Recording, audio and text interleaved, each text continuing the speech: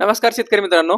आजच्या व्हिडिओमध्ये आपण पीक विमा शेतकऱ्याला मिळणार कधी याचा पूर्ण डिटेल बघणार आहे मित्रांनो. नेमकं पीक विमा मिळणार कधी आणि त्याच्यानंतर केंद्र सरकारचं याच्यावर उत्तर काय आलं ज्यावेळेस आपल्या राज्याच्या कृषी विभागाने त्याच्याकडे डाटा दिला त्यावेळेस. तर बघा, आपल्या पूर्ण राज्यामध्ये 50,000 पेक्षा जास्त पीक काढणीचे काय केलेले माहिती का, आपल्या कृषी विभागाने प्रयोग केलेले.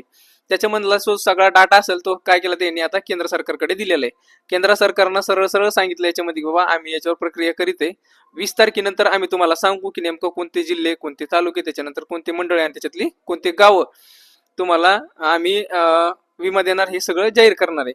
आता त्यांनी त्याच्यामध्ये त्यांनी असं सुद्धा क्लिअर केलेलं आहे बाबा याच्यामध्ये काही जिल्ह्याला सरसकट मिळेल, तर काही जिल्ह्यातील जे मंडळ आहे त्याला मिळेल, काहीला मिळणार नाही, काही गावाला मिळेल, काहीला मिळणार नाही, असं सुद्धा त्यांनी त्याच्या अधिकाऱ्यांनी क्लिअर सांगितलेलं आहे. आणि त्याच्यामध्ये परत त्यांनी आणखीन एक गोष्ट अशी की त्याच्यामध्ये त्यांनी पिकं फिक्स केले नाही. पिकं सुद्धा फिक्स कधी करणार आहे, 20 तारखेच्या नंतरच पिकं फिक्स करणार आहे. नेमकं कोणत्या पिकाला खरीपामधल्या कोणते पिकं त्याच्यामध्ये बसणार आहे नेमकं नुकसान भरपाईत आणि कोणते नाही ते सुद्धा ते काय करणार आहे त्याच्यानंतर डिक्लेअर करणार आहे. आता बरेच जण म्हणतील की याच्यामध्ये भाजीपाला बसला का नाही, तर मित्रांनो ते आपल्याला नंतर डिक्लेअर होणार आहे. आणि 20 तारखेच्या नंतर डिक्लेअर झाल्याच्या नंतर ते तारीख देते ना आपल्याला की बाबा आता कधी तुम्हाला पीक विमा मिळणार आहे. सरसकट मिळेल याची गॅरंटी नाही. बऱ्याच जणांना वाटत बाबा आपण सगळ्यांना पीक विमा भरलेला आहे, आपल्याला काय होणार आहे, आता आपल्याला पीक विमा नुकसान भरपाई मिळणार आहे. परंतु तसं होणार नाही मित्रांनो. आता ते 20 तारखेनंतर कळणार आहे, बरोबर. आणि त्याच्यानंतर पिकं पण आपले बसते कोणते कोणते नाही ते सुद्धा त्याच्यानंतरच कळणार आहे.